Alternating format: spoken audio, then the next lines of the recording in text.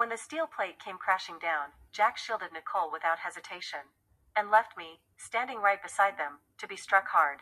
Jack scooped Nicole up and rushed toward the ambulance first. Stacia, let her get on first. I nodded obediently and replied softly, okay. Seeing that I didn't argue or make a fuss, he looked surprised. You usually cry to me over the smallest scratch, he said. How come you're being so sensible today? I gently clenched my right hand, the pain stabbing through it like it was being torn apart, and felt an unbearable emptiness settle in my chest. Still, I forced a faint smile. Because I know Nicole is important to you. That wasn't the real reason. I had simply remembered something Jack once said, a long time ago. If someone truly wants to break up, they won't shout about it everywhere. So, just as he wished. This time, it was real. When the steel structure collapsed, Jack grabbed Nicole and ran without looking back. Stunned and slow to react, I followed my instincts and dodged as well. Even so, I was a split second too late. My right hand was crushed. It hurt. A pain so sharp it drilled straight through me. Not just physically, but emotionally. Not far away, Jack held Nicole in his arms, soothing her patiently. Jack, I was so scared. I thought I was going to die, she sobbed. Like he was comforting a child, Jack patted her back gently. Silly girl. Didn't I come for you immediately? Don't forget, he said softly, I'm your knight. Nicole tilted her face up from his chest, pouting as she acted cute. I guess I'll admit you still have a conscience. Fine. I won't stay mad at you this time. Jack shot me a cold glance, then turned away. Facing her again, he smiled helplessly, indulgently. Yes, my lady. Thank you for your mercy. Nicole was talking about the New Year's gala. The Academy had designated me to perform a piano solo on stage. Nicole was the backup. She had clung to Jack, persuading me to give up the spot and let her take it instead. I refused. And so, we'd been locked in a silent standoff ever since. I sucked in a breath, forcing back the sting in my nose, pressing my blood-soaked right hand. For a moment, it felt like a tear fell into my palm, and then vanished. The ambulance arrived quickly. There was only one. A few classmates climbed aboard in a scattered line. The medics called out, asking if there was anyone else. Supporting my right hand, so deeply injured that bone was nearly visible, I staggered to my feet and walked toward them. I was just about to speak, when Jack cut in first. There's still my friend, he said. She almost fainted from fright just now. Jack carried Nicole to the medical staff. I froze as I stared at him. Jack, I'm injured too. Maybe it was the blood loss. I felt weak, my lips pale. Look, I'm bleeding. I feel dizzy. Jack glanced at me, frowned slightly, but said nothing. The medic cried out and rushed toward me. You're bleeding badly. Hurry. She grabbed my arm, trying to pull me into the ambulance. Suddenly, Nicole stopped her. But this ambulance was called by Jack, she said softly. Sis, Stacia, could you let me go first? I think I might have a concussion. As she spoke, she tugged at Jack's sleeve and whispered coquettishly, Jack, you know I don't want to see her right now. Could you? Jack glanced at me. Stacia, Nicole isn't in good health. Let her go first. But I also, enduring the pain, I raised my injured hand high in front of him. Jack hesitated, frowning. And then, Nicole muttered, it just looks scary. Jack. She dragged out his name, soft and pleading. Jack's hesitation vanished instantly. He looked at me again, this time with clear annoyance in his eyes. Stacia, you already have everything. Do you really have to compete with her over this too? I froze. Every drop of blood in my body seemed to turn to ice. I couldn't feel the pain anymore. The world drained of color. All that remained was Jack's disgusted gaze, and his cold, cutting words. A chill seeped from every cell in my body.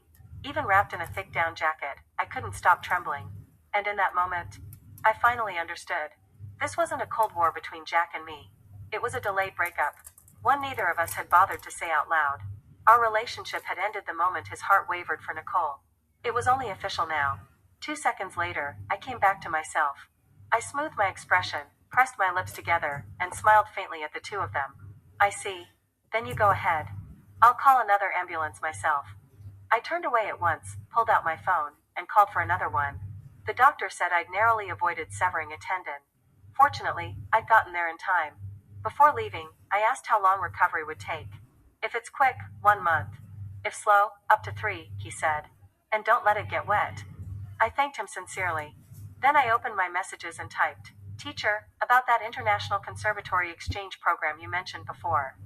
Is the offer still available? A month ago, the Academy had invited me to join an international music institute abroad. Back then, Jack and I were still in our silent standoff.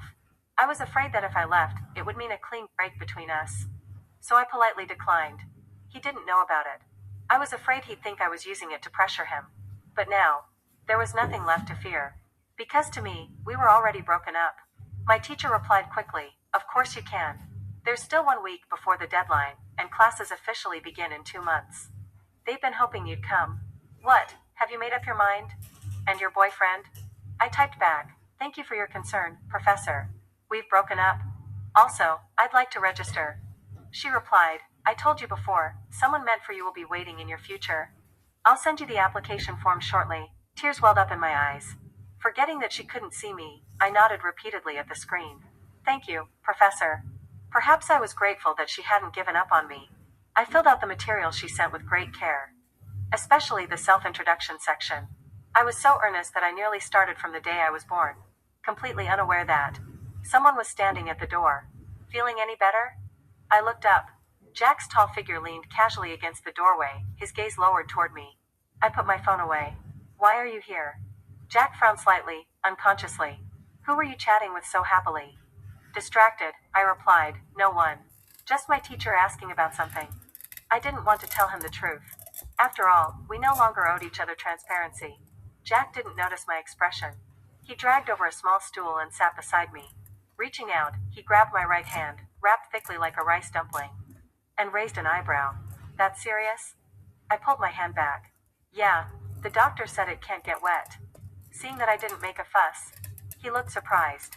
"You usually cry to me over the smallest scratch," he said. "How come you're being so sensible today?" He pinched my cheek lightly, smiling. "Stacia, I actually prefer you when you're not so sensible. That way, I feel like you care about me." "Is that so?" I wanted to be unreasonable too. But that role, it seemed Nicole had already taken it.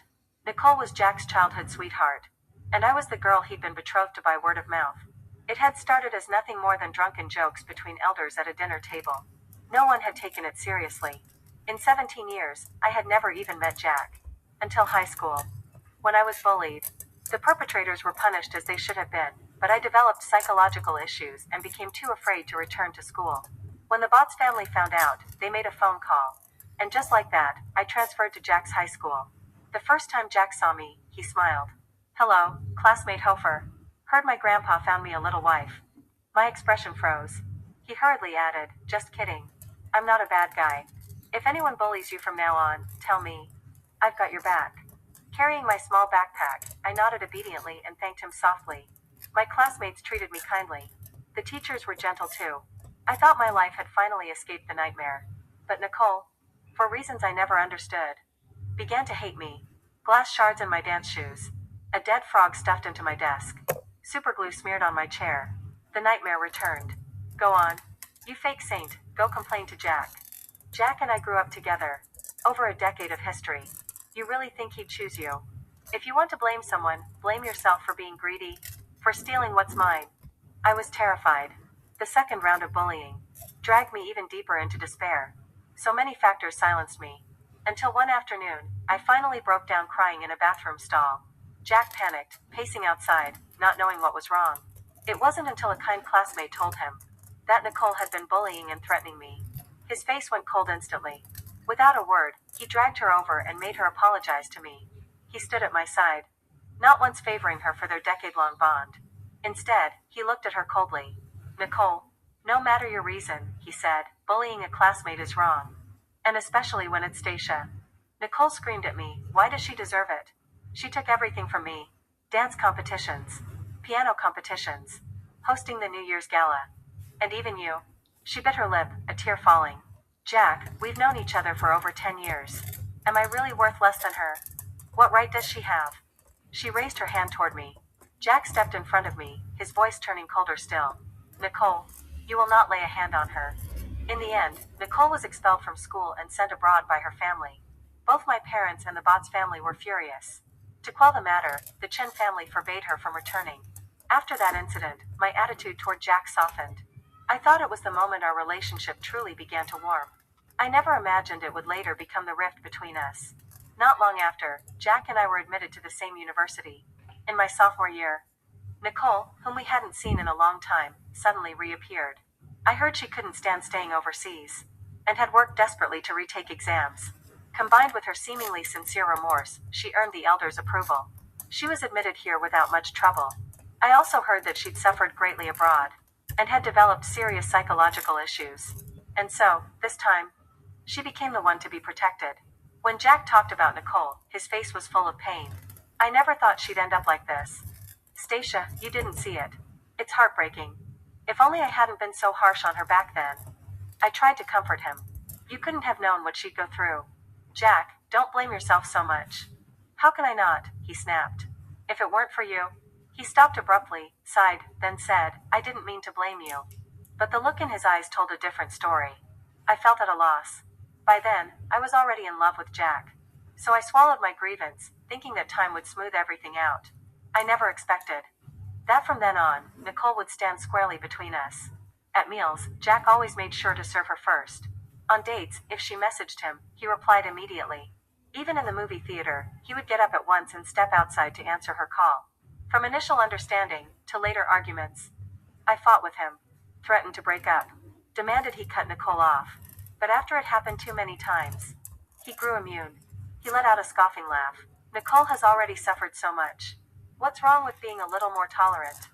Is she really that hard for you to accommodate? You said it yourself. People who truly want to break up don't shout about it everywhere. Stacia, think it through. Do you really want to break up? I was afraid. So I apologized obediently. And we made up. Back then, I still clung to the ways he'd been good to me. Buying me brown sugar water during my period. Bringing me breakfast in the mornings. Sometimes, he even washed my underwear for me. But later, those acts of kindness could no longer outweigh the problems Nicole brought with her. People often say that maintaining a relationship is like depositing money into a bank. The more you save, the less likely you are to fall apart during arguments. But Nicole's weight between us had already grown so heavy that I could barely breathe. She was like a debt collector who showed up unannounced, everywhere. Every appearance left me tense to the point of breaking. In truth, I should have known long ago. This relationship was already over. Back then, I couldn't bear to see it clearly. I didn't want to break up. But now, I wanted to break up, yet couldn't. After all, I still had to give both families an explanation first. My thoughts snapped back. I gently covered my right hand, the pain tearing through it like it was being ripped apart, and felt an utter desolation settle in my chest. Still, I curved my lips into a faint smile. Because I know Nicole is important to you. Perhaps my calmness, my obedience, my lack of fuss, felt abnormal to him. Jack paused, then explained, Stacia, no matter how important she is, she can't compare to you.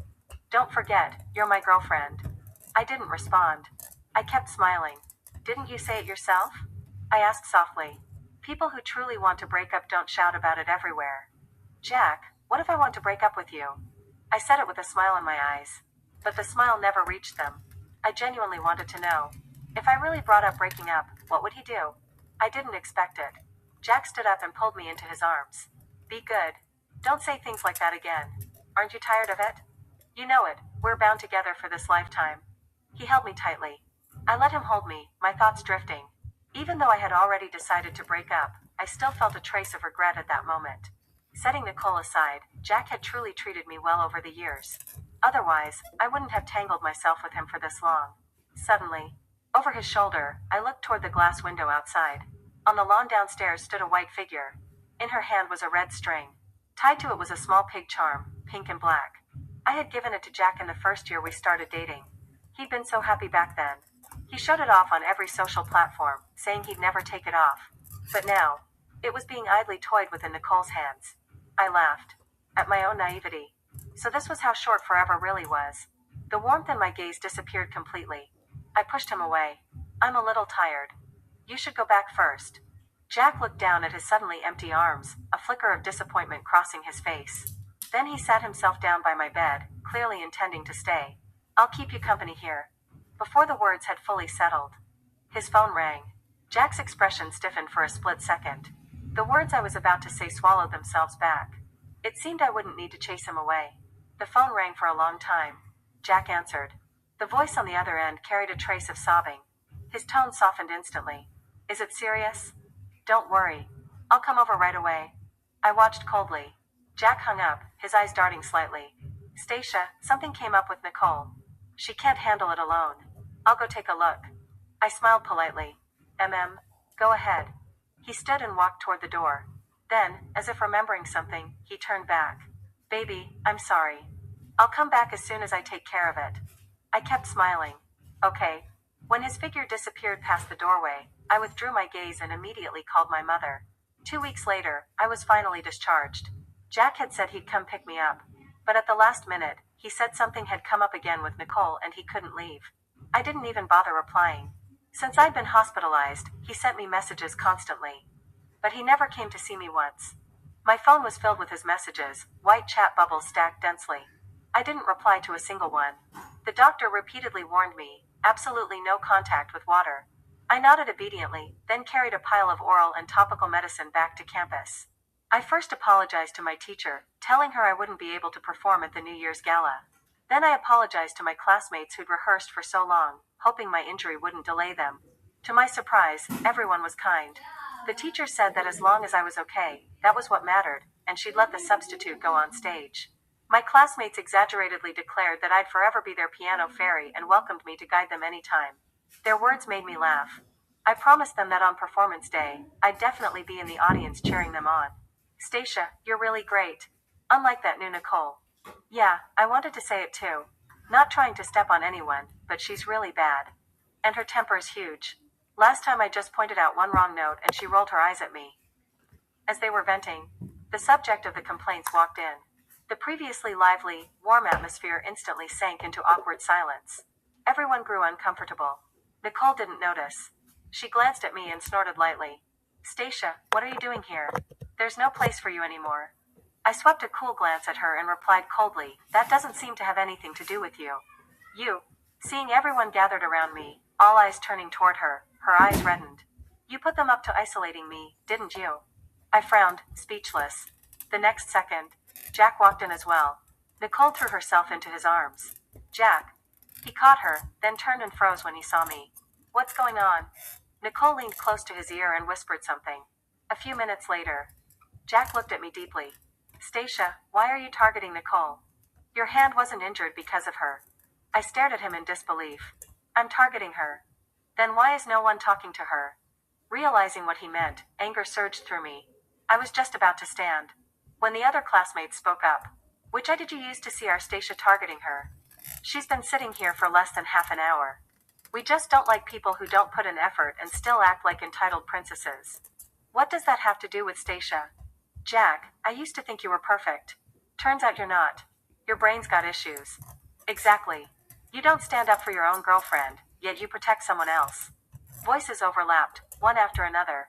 Jack's face shifted between green and white, and we just stood there, watching from a distance. Nicole lay in his arms, looking fragile and pitiful. Forget it, Jack. Let's go, she said softly. Jack nodded. Before leaving, he looked at me. Stacia, you've really disappointed me. I let out a cold laugh. Is that so?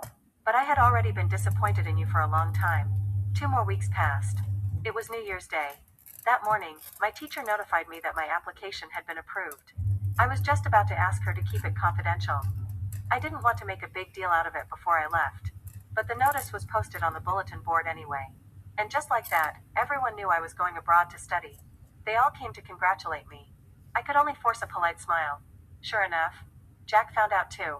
Before the performance began, he found me and dragged me out of the venue, demanding answers. Stacia, you're going abroad and you didn't even tell me. I frowned and pulled my hand free. Well, you know now, don't you? We're a couple. We're going to get married in the future. And what are you sulking about? Why haven't you replied to me these past few days? I remembered that I still hadn't heard back from home. Suppressing my temper, I replied carefully, I'm not sulking. I just think this relationship isn't worth any more explanations. Are you bringing up breaking up again? Aren't you tired of this? I turned my head away and didn't answer. Stacia. A hint of red crept into his eyes as he snapped. We agreed. No long-distance relationships. And now it's not even long distance. It's overseas. You. Jack. Nicole stood not far away, looking at him with a wronged expression. My mic is missing. They won't help me. Can you help me find it? Jack glanced at Nicole, and his gaze softened instantly. Okay. Wait here. Stacia, don't leave yet. We're not done talking. With that, he ran back into the venue.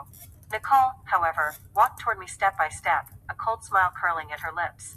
Stacia, you're quite impressive. Losing a sesame seed and gaining a whole watermelon. I didn't respond. After all, I was only here to cheer them on. So I clenched my still unhealed right hand and walked past her. Nicole wasn't satisfied. She grabbed my arm, a hint of madness in her eyes. So what if you won? You'll never get rid of me between you and Jack. Stacia, I'll hate you forever. Impatient, I shook her off.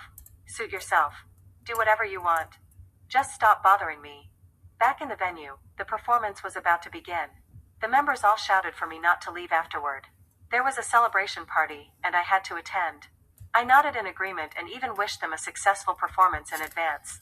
But, whether intentionally or not, Nicole played several wrong notes. Toward the end, she completely lost the rhythm. The members almost fell apart on stage. Luckily, they managed to hold it together through sheer coordination. After the final bow, no one spoke to her. Nicole's eyes reddened. She stood alone in a corner, quietly crying. Jack walked over to her. I let out a soft laugh, then followed my classmates to the celebration. In the private room, everyone reviewed the mistakes on stage, one after another, their complaints about Nicole piling up. Eventually, they collectively frowned, deciding not to mention her during a moment meant for celebration. With unspoken agreement, they began praising one another instead. A round of exaggerated compliments. Toward the end, someone asked me, Stacia, when are you leaving? At that exact moment, Nicole pushed the door open. Everyone froze. Someone couldn't help muttering, damn. Nicole's eyes were red, her nose flushed. She lowered her head and apologized. I'm sorry, everyone. I didn't prepare well enough. The next second, Jack arrived too. His tall figure loomed over her. He had always been proud and unyielding, but now he lowered his head. Standing beside her, he said, sorry for the trouble. Everyone exchanged looks. I stayed silent as well. What kind of performance was this supposed to be? One of the kinder girls in the group glanced at me, then spoke up. Forget it. It's over now. For Stacia's sake, we won't make a big deal out of it. You're already here. Just find a seat and sit down. The others nodded in agreement. To the outside world, Jack was still my boyfriend. And Nicole was Jack's publicly acknowledged childhood sweetheart. So in a roundabout way, Nicole had taken advantage of my position. I felt helpless and anxious. My mother still hadn't replied. I needed to break up as soon as possible. Nicole had nothing to do with me. Why should she be forgiven so easily because of me? But the person involved didn't think that way. When our eyes met, she looked at me deeply. There was no gratitude in her gaze. She simply sat aside, numb. The earlier question was brought up again. Touching my right hand, I explained patiently, about 10 days more. Classes start next month. I was supposed to leave earlier, but my hand isn't quite healed yet. Right. You said it yourself, you can't let it get wet. My classmates chimed in one after another. Who the hell gave Stacia alcohol? Her hand isn't healed yet. Are you idiots? Give her a soft drink. The focus shifted back to me. Amid the noise and laughter, no one noticed that in the corner, Nicole had asked a server for a pot of boiling water. The accident happened as the gathering was ending. I stood up to leave. Several classmates volunteered to walk me back. Everyone was busy packing their bags, talking over one another. A little chaotic. Nicole walked past me, carrying the kettle. She pretended to trip. The boiling water poured straight onto my nearly healed right hand.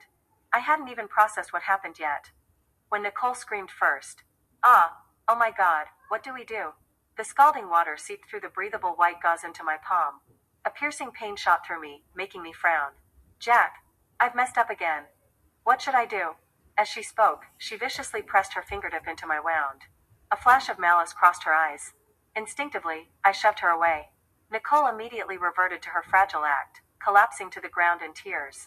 Sis, Stacia. Jack froze for a second, then walked straight toward me. Stacia. Nicole stopped him. Jack, I'm in pain. Jack halted and pulled her up. Nicole took the chance to bury herself in his arms, crying softly. The already chaotic scene exploded into complete disorder. Several people pointed at Nicole and cursed out loud. Jack tried to pull her away, but when he saw how viciously she was being scolded, he could only shield her behind him. Enough. Let's go to the hospital first. At that moment, a boy stood up from the corner. Daniel. The star of the physics department. Nearly 6'3", with sharp, striking features and a clean buzz cut. Under the dim lighting, he looked tall and composed, almost sculpted. Truth be told, things between us were a little awkward. During freshman military training, he and I had both been frequent topics on the campus confession wall. But we'd never actually interacted. Later, one day, An instructor asked our class to prepare a performance. I danced in front of everyone. Daniel's class happened to be right next to ours. And so, he watched me without blinking. That moment was deliberately captured by someone and posted on the campus confession wall. The photo had a strong sense of atmosphere. With filters added, it looked exactly like a youthful campus drama. A male and female lead straight out of an idol romance. And just like that, the wind shifted. People began shipping me and him as a couple. Daniel publicly called for everyone to respect the girl involved, which only made the shipping even crazier. As things escalated, Jack stepped in. He lost his temper, lashed out, and scolded everyone harshly. In the end, he even tagged Daniel. "Stacia is my girlfriend. Don't fucking try to get involved." I was mortified. I added Daniel on QQ privately and apologized. He accepted it graciously. I thought that would be the end of it. But I didn't expect that on the final day of military training, during the school-wide assembly. I arrived late because of something else. While heading toward my class, I was accidentally tripped by someone. Just as I was about to fall, Daniel reached out and caught me.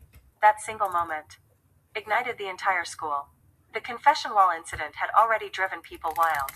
Now, they surrounded us outright. Daniel was supposed to go on stage that day as the freshman representative. Because of the chaos, he was forced to stay where he was. In the end, Jack pushed through the crowd and yanked me to his side, his expression terrifyingly cold. "Look carefully. This is my girlfriend." Daniel didn't get angry. He lifted his thin eyelids, apologized briefly, and went on stage. From beginning to end, he never defended himself. After that, we never met again. We didn't even speak on QQ. My impression of him stayed frozen at that moment. So why was he here now? My vision began to blur. I didn't have time to think. I passed out. Before losing consciousness, I faintly heard a voice by my ear. "Stacia, don't be afraid." When I woke up, my mother was sitting beside me. She looked like she'd rushed over in a hurry, her hair and clothes slightly disheveled. "Mom, why are you here?" I asked in surprise. She sat beside me, eyes red. "Your classmate said your hand was crushed, and then you were burned by boiling water." "My good girl, why didn't you tell Mom last time?" I struggled to sit up, smiling weakly to comfort her. The doctor said it was a first-degree burn. Fortunately, I'd been sent to the hospital in time, and the dermis wasn't damaged. But this time, the healing period would be extended again. Every time I looked at my hand, I thought of Nicole. And Jack. "Mom," I said suddenly, "I want to break up with Jack." "Is that difficult?" "It's not exactly difficult," she replied after a pause. "Our family has never depended on the Botts family." She sighed. "But back then, you transferred schools because of them. Your father and I didn't know how to bring it up. But it's fine. I've thought it through. At worst, we'll send some gifts and apologize properly." "Mom," I said quietly, "I don't like Jack anymore." "Then we'll break up," she said decisively. "Don't worry. Do whatever you want to do." "Thank you, Mom." I was deeply moved. The gloom that had hung over me for days finally lifted. I almost wanted to contact Jack immediately and end things clearly. Then, I suddenly remembered something important. "Mom, which classmate told you?" "It was me." Daniel stood at the doorway, holding lunch and a bag of fruit. "It was urgent," he said calmly. "And Auntie happened to call." I froze. I thanked him. My mother leaned close to my ear and whispered, "What do you think of this boy?" My eyes widened. "Mom, I just broke up." She pressed her lips together and smiled. "I think he's far more reliable than Jack. He said he didn't know you well, but he stayed by your side the entire night. He was afraid that when you woke up and saw only one guy there, it might cause misunderstandings. So he specifically called another girl to come as well. Only after I arrived did that girl leave." After saying that, she stood up and took the fruit out to wash. When she came back, she gave a few instructions, said goodbye to us, and left. Only Daniel and I remained. The air instantly stiffened. Thinking back to freshman year, I felt dazed. I didn't know how to start a conversation. When Daniel handed me his phone, "It's for you." I took it instinctively. It was Jack. Just moments ago, I'd wanted nothing more than to confront him. But now, seeing his name only irritated me. I flipped the phone face down. "You're not answering?" Daniel asked. I hummed softly in response. The pressure in my chest finally eased, and suddenly I felt the urge to talk. "I broke up with him," I said. "There's no need to stay in contact." I wasn't sure if it was my imagination, but Daniel seemed a little happy. He sat beside me, peeling an apple. I'd heard he was usually aloof and quiet. I twisted my fingers, trying to find a topic. "Well, thank you," I said. "And also, back in freshman year, I never got the chance to properly apologize." I don't know who started the rumor that we were a good match. It got you scolded by Jack. But you never held it against me. I'm really grateful. Daniel curved his lips slightly, smiling faintly. His sharp, clean-cut features softened in an instant. His pink, moist lips parted gently. It wasn't a rumor. I blinked, confused. What? It wasn't a rumor. Huh? It was true. I froze on the bed. The atmosphere became even more awkward. Is that so? Haha, you're good at joking. I said stiffly, not knowing how to continue. Stacia, he said softly. Don't apologize. I deserve to be scolded. My brain shut down instantly. CPU overheated. Completely fried. Back then, I had a private account. Just a few simple words. Yet they connected the entire story. So, what he meant was, he'd been part of the confession wall posts too? I stared at him blankly. He turned his gaze toward me. His long, jade-like fingers were damp with clear water. There was something subtly intimate about it. Embarrassed, I turned my head away. But an apple appeared in front of me. So, he said calmly, would you consider me? It was too sudden. Like casually walking past a delicious barbecue stall. Only for the stall to chase after you. And insist on feeding you directly. The problem was, I'd just broken up. I hadn't thought about dating at all. I took a deep breath and carefully chose my words. Daniel, I just broke up. You know that. I don't have. I can wait. I opened my mouth. The rest of my words stayed there. Stacia, he continued, it's me who likes you. Being rejected is only natural. Waiting is only natural too. So direct. So bold. So awkward. Wasn't he supposed to be aloof and quiet? In a panic, I grabbed the nearest thing to cover my embarrassment. And picked up the bra my mom had taken off for me. My face instantly turned the color of liver. I flung it to the floor in sheer mortification. Daniel bent down calmly and picked it up. Here. What kind of sane person gets confessed to while holding their bra? Someone please take me away, right now. Just then, what are you doing? Jack stood at the doorway, face dark. A phone was still pressed to his ear. Stacia, you didn't answer my calls. So you're dating him now, is that it? He stormed over, furious. Daniel, have you no shame? She's my girlfriend. Why are you holding her bra? Jack snatched it away, glaring at him. Who the hell gave you permission to touch her things? No, Daniel said calmly. Jack frowned. What? Daniel slipped his hands into his pockets. His gaze was steady, his voice low and composed. She's not your girlfriend. Jack froze for a moment, then lunged forward. You fucking? Enough. I finally spoke. Jack stopped mid-motion. I'm sorry, Stacia, he said quickly. Let's take this outside. He reached out to grab Daniel by the collar. I said coldly, Jack, let's break up.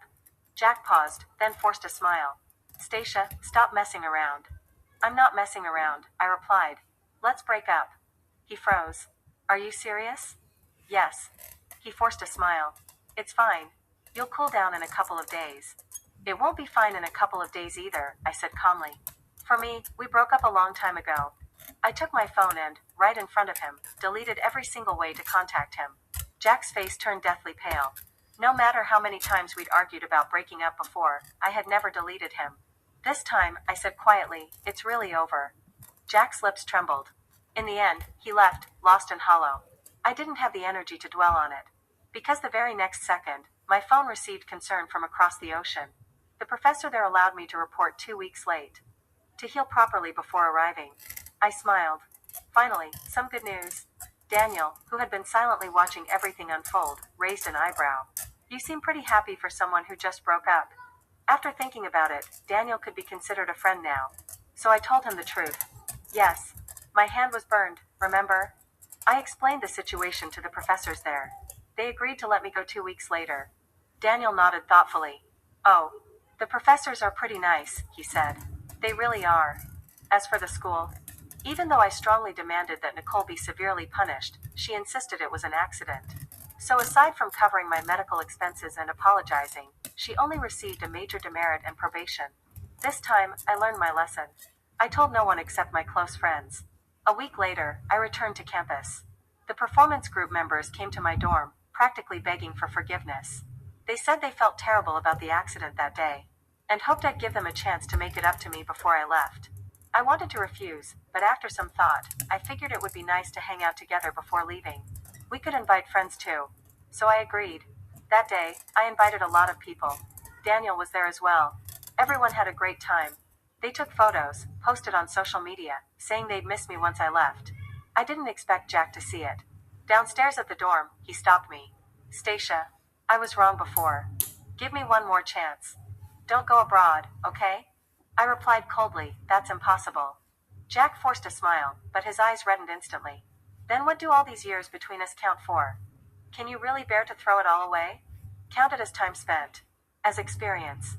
As me being unlucky, I said flatly. Satisfied? I grew impatient and walked past him. Jack's tall figure paused. Then he shouted after me, Stacia, I'll go to the airport this Sunday and wait for you.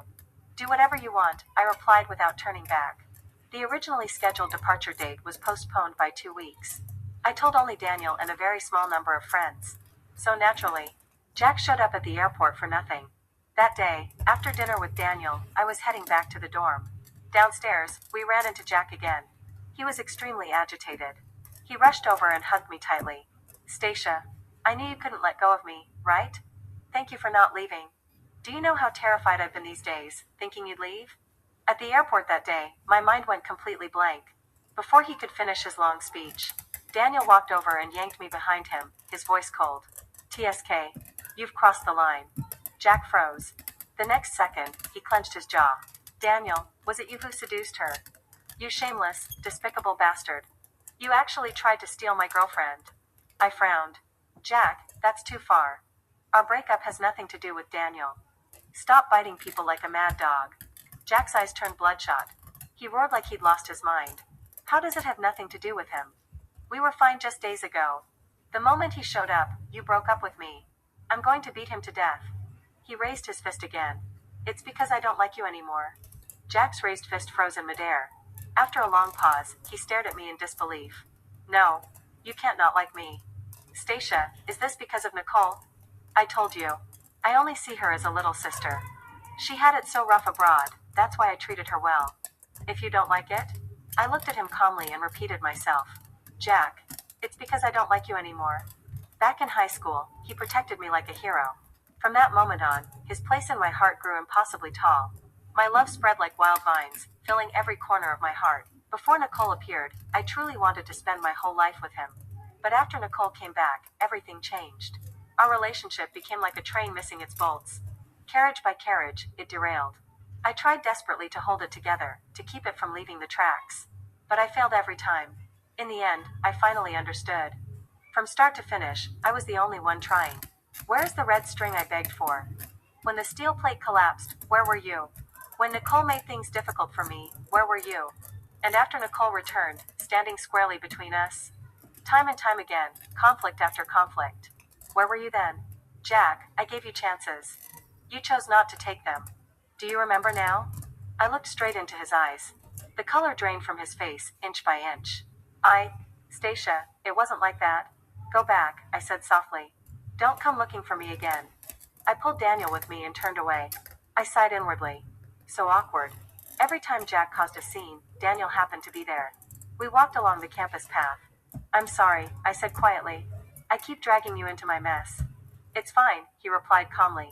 He's the one at fault. After just a few steps, a group of boys in sports jerseys walked toward us. One of them was holding a basketball. Oh, God, Daniel, why are you still here? Isn't today the day you leave for Country M? Yeah, aren't you going? They greeted him cheerfully. I smiled at them politely. Hi. The boys' eyes lit up when they saw me. They nodded back, friendly and courteous. Then one of them elbowed Daniel. Isn't she the one on your computer screen? Daniel reacted instantly and covered his mouth. Oh, it got postponed, he said smoothly. My dog, Big Yellow, is about to give birth. I need to stay and watch. Isn't your Big Yellow a male dog? Someone asked. Problem? Daniel replied calmly. The boys burst out laughing. Do you know how badly we lost today? Oh, how badly? Daniel lifted his thin eyelids and answered seriously. The boys immediately lost their momentum. After exchanging a few words, they left, saying they'd make him pay tonight. I was barely holding in my laughter. I hadn't expected. He could infuriate people so calmly. After walking for a while, we were almost at the dorm building. I stopped Daniel. Daniel. Thank you. To be honest, I wasn't unaware of his feelings. Thinking back now, he'd probably liked me since freshman year. The physics department didn't need to perform at all, yet he came anyway. and he stayed by my side the entire night. I wasn't slow to understand. I simply didn't know how to respond. But I don't have the headspace for a relationship right now, I said softly. I'm really sorry. Daniel looked at me, and suddenly smiled. Stacia, I already told you. You don't need to apologize. If every expectation had to be answered, he continued, then you and Jack wouldn't have broken up. So I'm actually glad you rejected me. His words struck straight at my heart. Over the years, there hadn't been a shortage of boys who liked me. After being rejected, some went from passionate to obsessive, refusing to let go. Even Jack had been unable to respect my choice. Only Daniel had. I stared at him for a moment, then nodded slowly. After that, my relationship with Daniel grew closer. I realized that although he didn't talk much, he wasn't cold at all. In fact, he was even a little humorous. Stacia, the calico cat on campus, seems to be in a cold war with her friend. They haven't been eating together lately. Daniel, last night the calico told me it's because her friend's cat ate alone behind her back. Stacia? Daniel, secretly drinking the northwest wind. Cold. Ridiculous. And somehow very funny. Stacia, I wonder if it's cold over in Country Y. I heard it rains a lot. Daniel, I've been there. It's pretty nice. Stacia, really? How nice. Surprise.jpg. Daniel, I came back in one piece.